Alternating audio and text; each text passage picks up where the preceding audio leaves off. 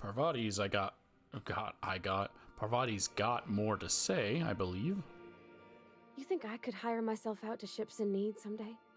Be my own mechanic, like how Ellie's her own doctor? I wonder sometimes.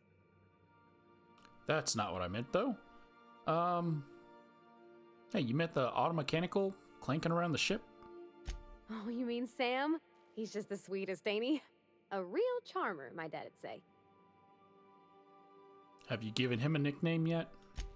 Nah, but I've been thinking on one. Gotta get to know him better, I think. Maybe ask him what he prefers. It ain't nice to give folks a nickname without him giving you the okay first, you know? Of course, that don't stop Felix. Well, I'm pretty sure Sam's nickname is Sam. What's that big thing you wanted to ask about? I was thinking about what you said afore, after we went to the Lost Hope on the Groundbreaker. I reckon you're right. I think I'm ready to stop fretting and fussing and ask Junlei to go steady, straight out. And I'm thinking of doing it here, on the ship. Oh, that's sweet. Can I help? I was kind of hoping you'd offer. The thing is, I can't ask her over like this. I mean, look at me. I'm all covered in engine grease and I ain't showered in nigh on a week. I smell like sweat most days and, well, don't look too close at my fingernails. I was thinking, hoping, we could stop by Groundbreaker for bath supplies.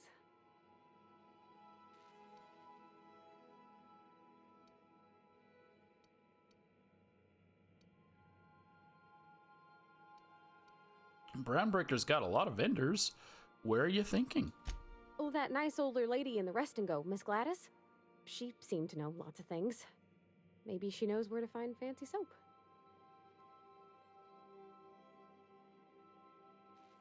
Easy enough. We could head straight over. I mean, only if you're not busy. Or when you're heading through Groundbreaker for something else. You don't gotta change plans on account of me. Anyhow, next time we dock in Groundbreaker, let me know. 'Cause I want to come with. All right. I could probably spend years fixing this boat, stem to stern. So you haven't said anything on, I think, Ellie and Nyoka.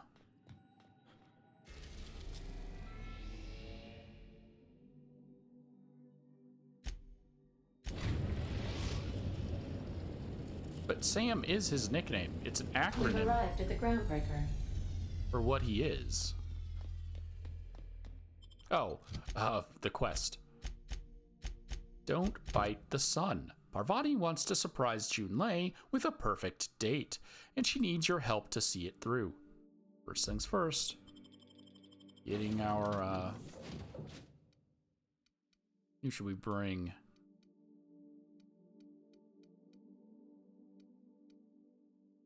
Yoko was the primary person we took to the bar.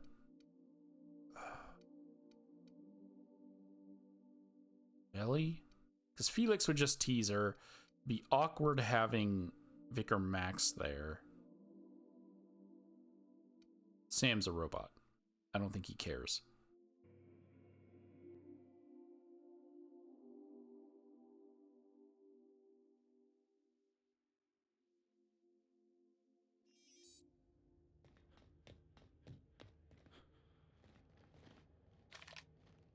Where are we headed? To get your soap. Oh, God, Ellie.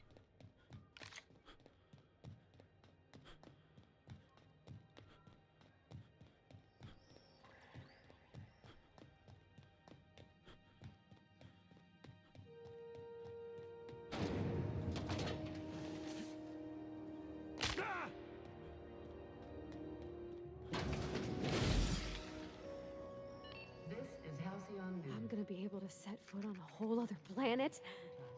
I know Monarch's a moon. I think it counts anyhow. As long as there's paying work, you can count me in. Those are both old dialogues that you've already given me before. Gracious. I was just sitting down for tea.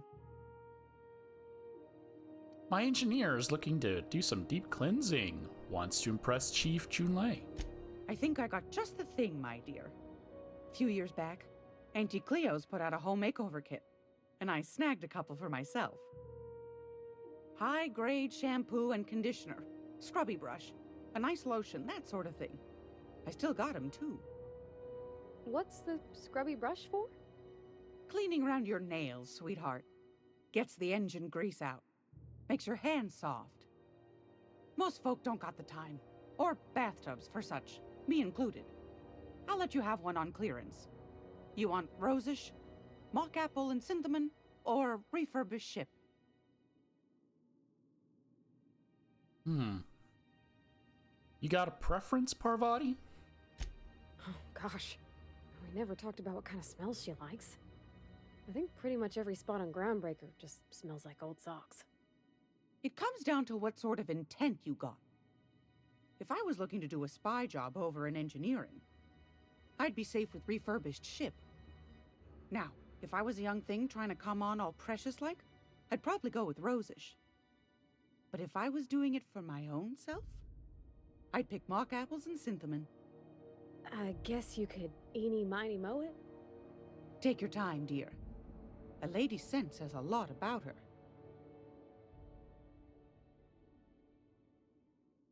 Okay. So I know which one to choose. It's the mock apple and cinnamon. I believe Junlei's allergic to roses. Or at least she sneezes if you choose that one. And then obviously this one's just the normal, like this is the safe bet, right? You just choose the engineer one because the engineer would like a ship. But Parvati wants to do something nice. She wants to be special. She wants to get all done up. So how about mock apple and cinnamon? Parvati's sweet, just like a pie. Captain? I'll just wrap that up for you, since it's for a special occasion. I'll pay for that, ma'am. Thanks for being so helpful. You're welcome, dear.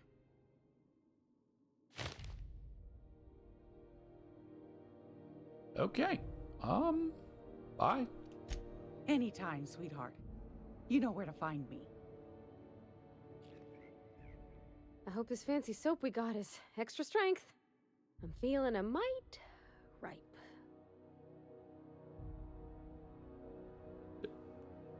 We have a shower on the ship. So, there's your soap. Oh, thanks, Captain. I'm gonna put these someplace safe. In her messages, Junlei said her mama used to make this dish for Monarch. Dustback casserole. Salt tuna and xenogold needle mushrooms. And then for dessert, there's a thing called, sweetheart cake. It's made with almond paste and wax gourds. There's gotta be some place in Stellar Bay that can bake a casserole. And I heard tell there's a Rizzo's town near there called Cascadia, what specializes in sweets. All right, we'll figure it out. I'm not going to ask her if it's necessary because this is special to her, okay? Thanks, Captain. I know I'm asking an awful lot, but I'm sure it's gonna be worth it. Okay, we need to find sweetheart cakes, and we need to find a chef to make the casserole.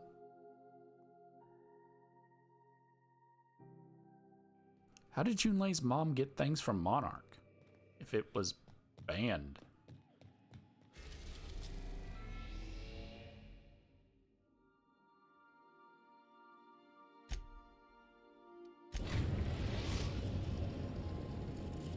All right, so the We're in orbit over Cascadia, Captain. two boss creatures are still going to be here. Please avoid damaging yourself or... Because I haven't taken care of the bosses yet. Named. They're not boss monsters. They're named monsters. Should have been boss monsters. Miss Ellie, Dr. Finhill. I notice your pistol's been making a funny Okay, noise. we've gone through this 3 What are you times. talking about? I oil it every night. Well, look here. Your slide's not recoiling fully? You might be due for a new spring. I could take a look, maybe fix it for you. Sure. I'm short on bits at the moment, but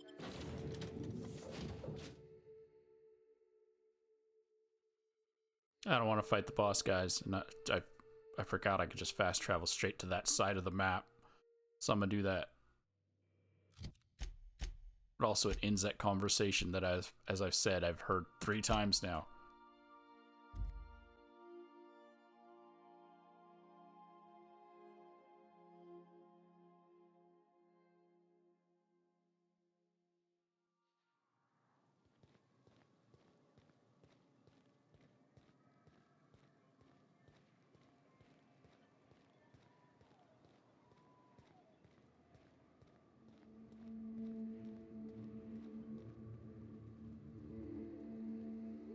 Full cranial helmet.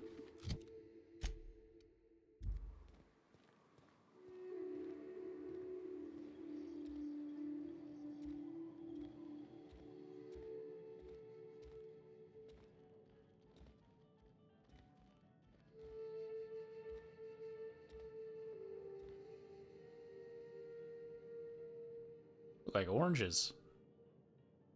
Ursat's sweetheart cake. Aren't those cakes just about the cutest little things you ever seen? Yeah.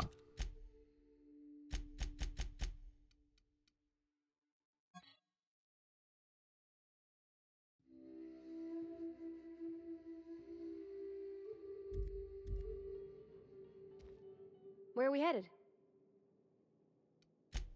Oh, God, why are you so close? Can't give that to you, but it's fine.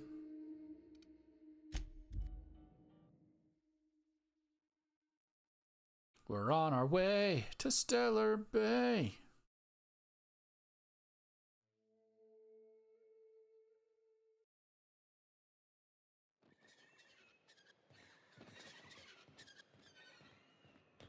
You take real good care of your pistol, Dr. Fenhill. I oughta. It's kept me alive this long. I mean, you treat it nice. Makes me happy to see, because I feel the same way about my wrench.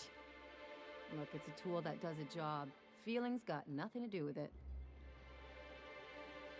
The iconoclasts are here, mainly Huxley and Zora.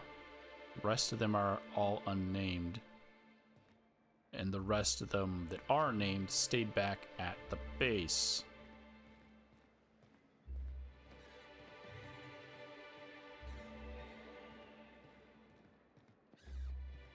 Doesn't have a name, but we're here at...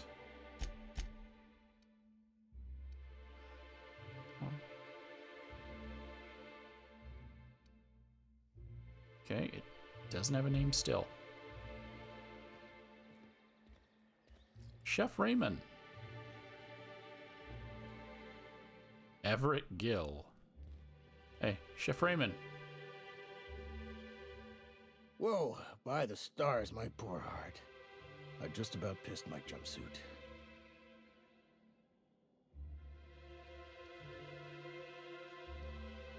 Sorry, I didn't mean to startle you. Most people don't. Besides, this place is enough to try anyone's nerves. Alright, how's that? Where should I begin? With the oversized mantisaurs? Or perhaps the rats spewing acid at our walls? The board was right. This place isn't fit for human habitation, and I was a fool for staying. Why did you decide to stay in the first place? Sanjar, of course. He had all these glorious ideas about how he'd run Monarch. Rest periods between every work shift. No shift more than 10 hours long. It all sounds wonderful, until you realize there's only a few centimeters of repurposed steel between you and the deadliest creatures in the galaxy. Alright. Seems like you'd want more than centimeters. That's what she said. There's truly no end to my suffering. Ellie. Ellie. Ellie. Ever thought about leaving Stellar Bay? Only every day. But in case you haven't noticed, We don't exactly get ships on a regular basis, yours notwithstanding. And even if I did scrape together enough to buy passage out with sublight, which would mean reaching Fallbrook without getting eaten, shot, or dissolved into green goop, what then?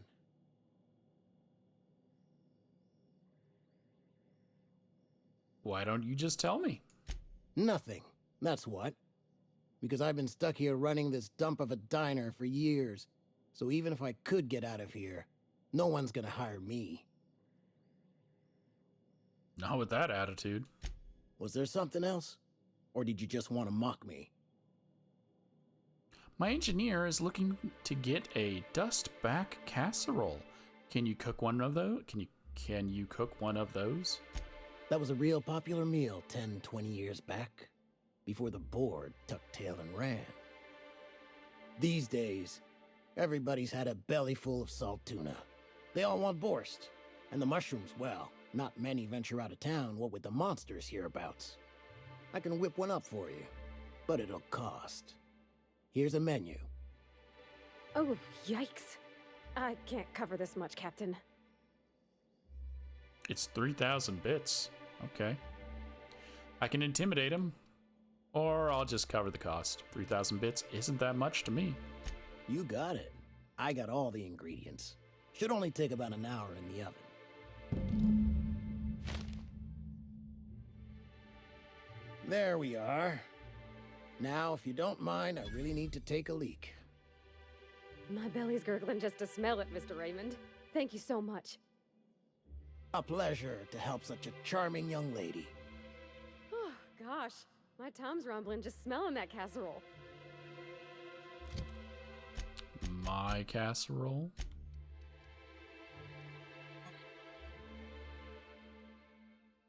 Be shame if I shook it up and dumped it.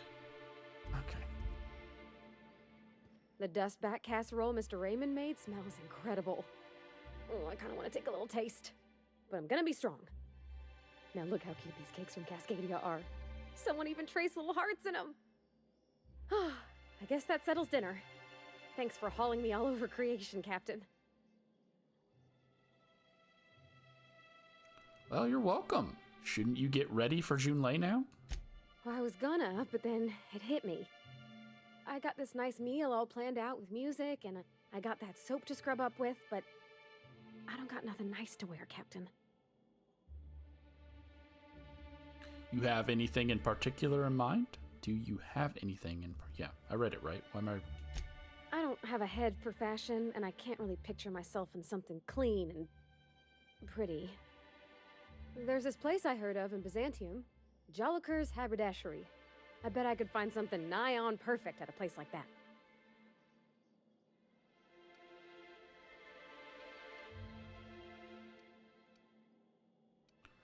Okay, well, I guess it's a good thing we got that nav key for Byzantium. Vicar would say it's the universal equation at work. I reckon it's just that 90% of everything that ain't crap is in Byzantium. I know this is all a little crazy, Captain, but I think it's gotta be this place. I saw the lady who runs it on Aetherwave, and, well, she made everybody she dressed feel better. Confident. All right, we'll swing by when we can. Thanks, Captain. I know I've been asking a lot, but you help me out every time. You're the best. Wonder what Vicar would have said if he was in the party when she quoted him. Okay.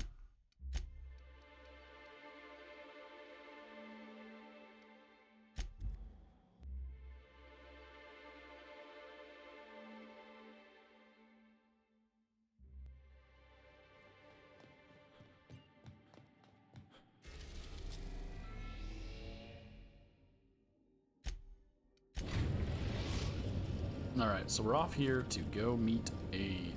We are now in orbit above Byzantium, Captain. a seamstress?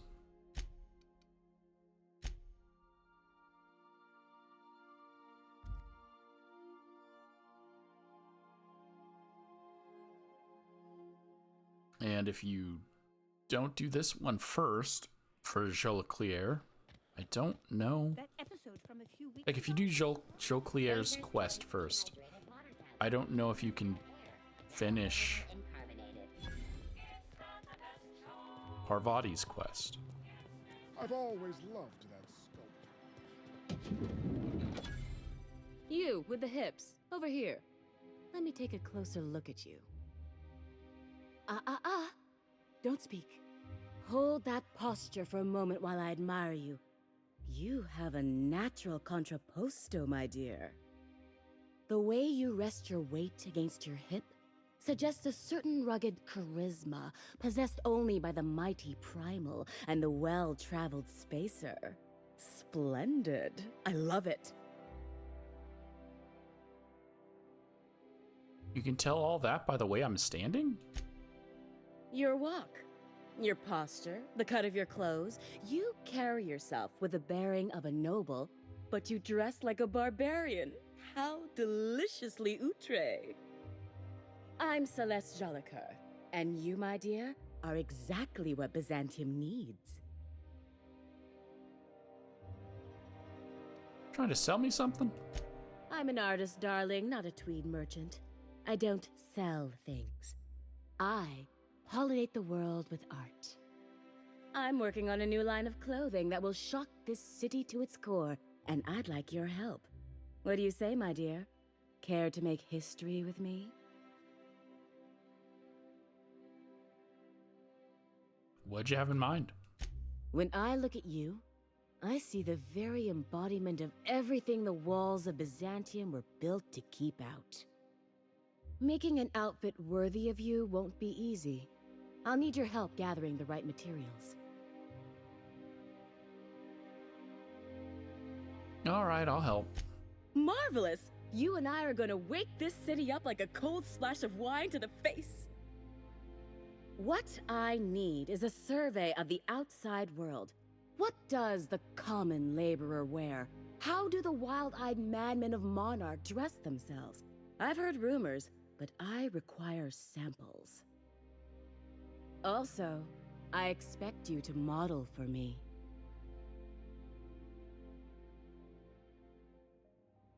What's the benefit of me wearing it? My dear, fashion is a performance art. An outfit without a body is like an instrument without a player.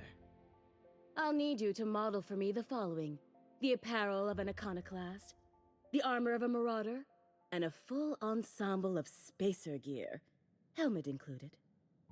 And when I say spacer gear, I mean an outfit worn by real spacers. None of that garbage spacer's choice pedals. No tall shoes, though. I mean it. You have the bearing and demeanor of a born model. You're going to absolutely murder this job.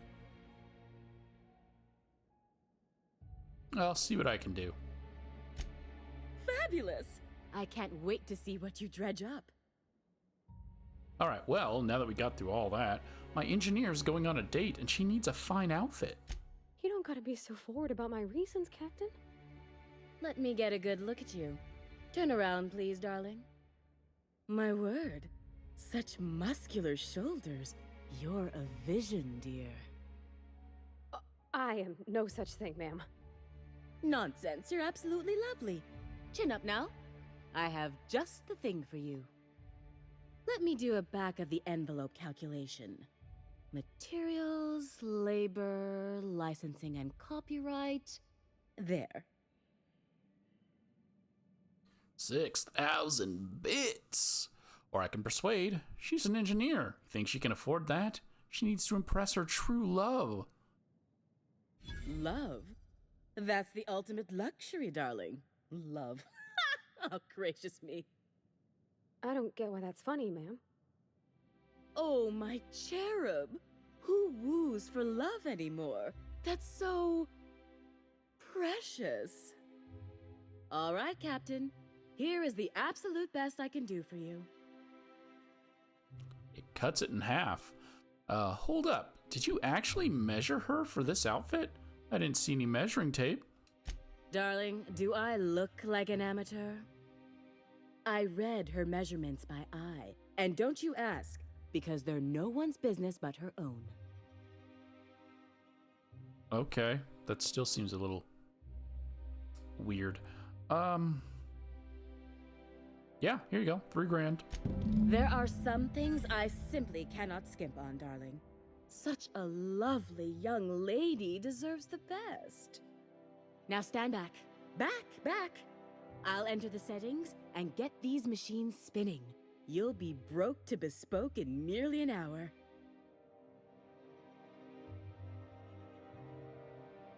And there we are, my darling girl. I wish you a splendiferous evening. And if you don't mind my asking, have you any interest in modeling? What? Oh, no, ma'am. All them eyes staring at me? I couldn't. No way, no how. I get scared just thinking on it. I wish you weren't so shy, my Violet. You truly are beautiful. I hope your date sees that as clearly as I. Okay. So we now have... It's not an actual clothing item, so you can't put it on her or try it on yourself. Fancy evening wear. These clothes are much more attractive than a pair of overalls. Perfect for special occasions or romantic evenings. It's not even the same when you look at it. It's just gray. Oh, can you believe this outfit? It's so handsome, I'm almost afraid to touch it. Well, I guess that's everything then. After all this time, I just have to actually do it now. You know, there's a part Junlei's been looking for to fix up the air cyclers. They only carried them on big colony ships, like the Hope.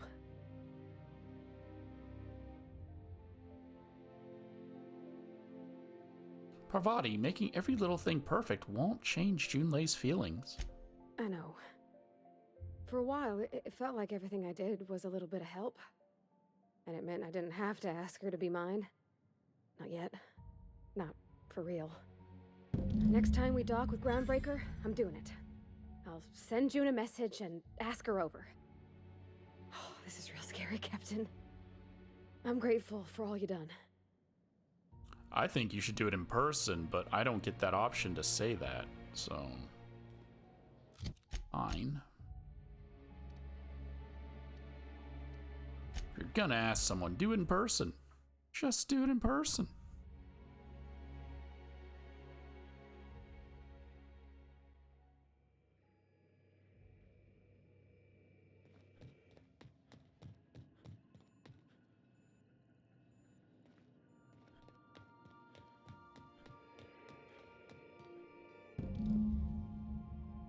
I swear, next time we put into Groundbreaker, I'm gonna do it. I'm gonna ask her over. Oh, I'm so nervous. Having trouble focusing on my work. Don't know why it had me go to her, but okay.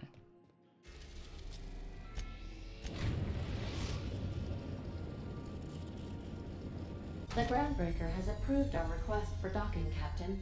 You're free to disembark.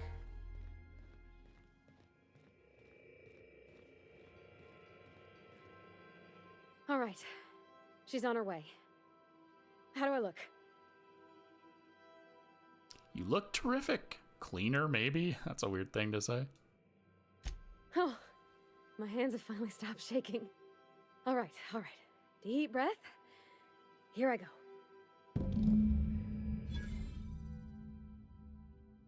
Okay.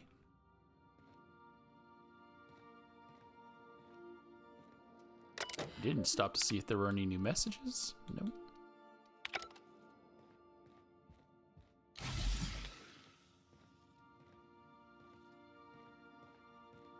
Did I lock my crew in their bedrooms? Yep. Sam?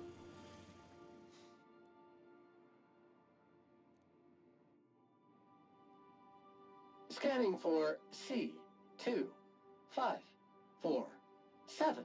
Grade rated contaminants.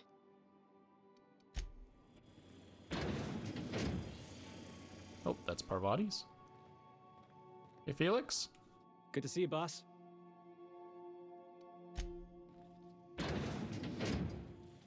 Max? Yes, you caught me ruminating again. Guilty as charged. What's occupying your thoughts?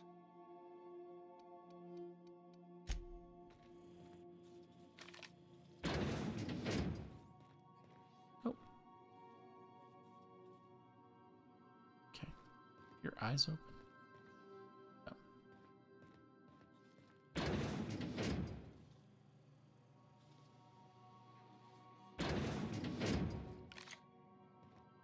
Anyhow, so I told him, Dad, I'm a big girl now. I ain't need your help. I can do it on my lonesome. What did he say to that? Have at it then.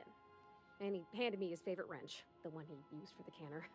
He was probably half as tall as I was. He didn't scold you for talking back to him? Nah, he was never like that. I always thought it was funny when I get indignant about something. Then he'd watch me do whatever it was, make sure I didn't get hurt, but he'd never interfere. I learned a lot that way. I wish I could have met him. Anyone who helped shape you must have been a special person. So I awkwardly just stand here. Exit the unreliable. I'm having the best time. My father and I were often at loggerheads. He had notions of how the station should be run, and I had others. He was fond of saying, "You think Groundbreaker pays for itself? Someone's got to cover the bills," when I chafed against his deference to the board. Sounds like he was afraid of him. He was, and he was right to be. Didn't mean I had to like it. I appreciate you making the time for this.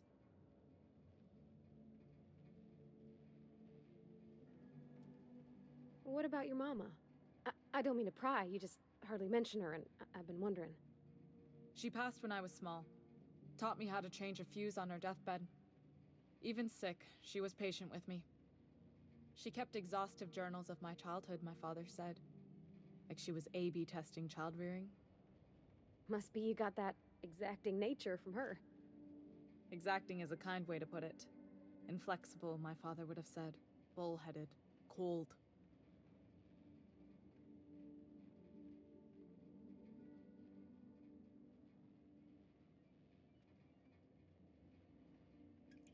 If you're cold, then I'm the void of space.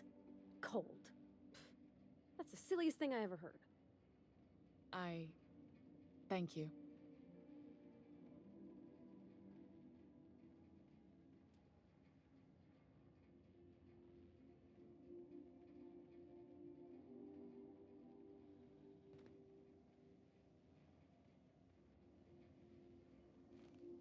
Okay, guess I'm gonna go.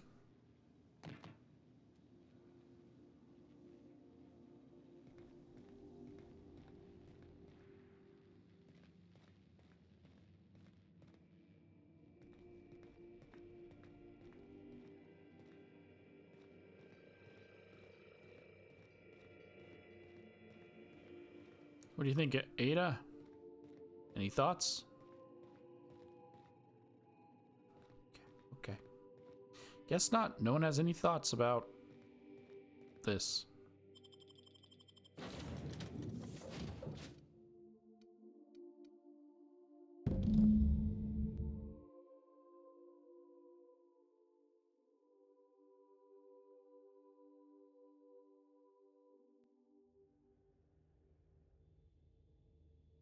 All right.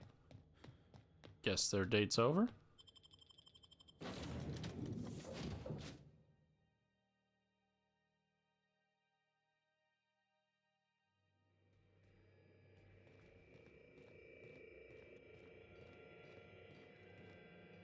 Okay, Captain, she's gone.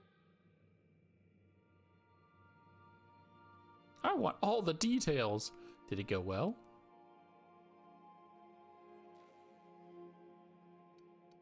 I want all the details. I feel like running laps around the cargo bay.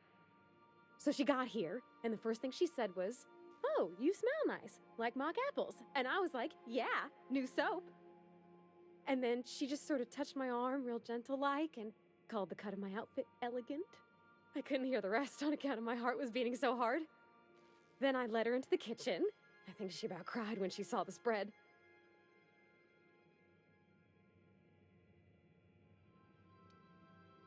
I know, I was there awkwardly listening. So you laid out the meal, brought June in, and started the music? She stood stock still and just said, "Oh, real soft." Oh, and let me tell you, I was sweating. And then she blinked and said, Is that dustbat casserole? I told her how we got Mr. Raymond to bake it for us, so it was double authentic. Made by a real live monarch person. So the meal went well, and the dessert too? Well, we talked a bunch over dinner about the things we learned just through messages, stuff we repaired, how I taught her to salvage and she taught me to build. When I brung out the sweetheart cakes, June, she got a little teary, said she had a thing she needed to say. But I stopped her because I wanted to say it first. I never felt so bold, Captain. And smooth. One of us has got to be. We're both... June's so reserved and I'm so shy. I worried if I never said anything, nothing would ever get said, you know? I told her about how she made me feel. Bold like I acted. Strong. Smarter and kinder than I am on my lonesome. I listed all the things I liked about her. And then she pulled out a paper and read a speech. She talked about the things she admired about me, like my cleverness and my humor, and how it made her want to be more open.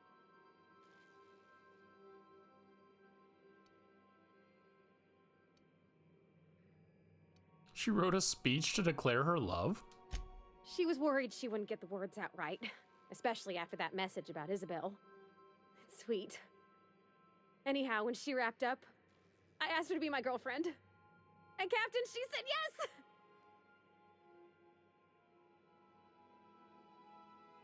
I can do a perception check.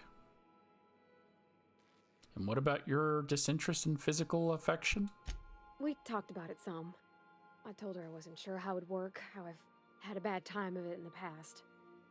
She said we'll take it as it comes. Fix things together. Share meals, talk. Maybe she could rub my shoulders when they're sore. I said I might like that.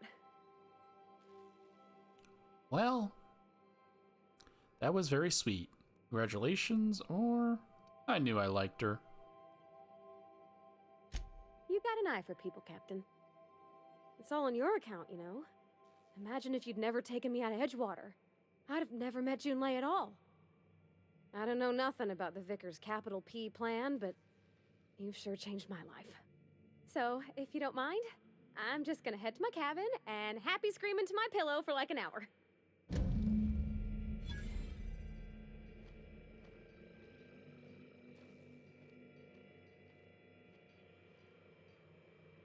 You sleep here, though.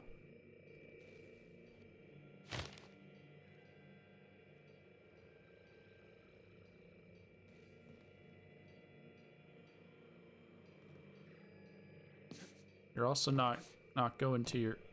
okay, bye. That finishes off Parvati's quest.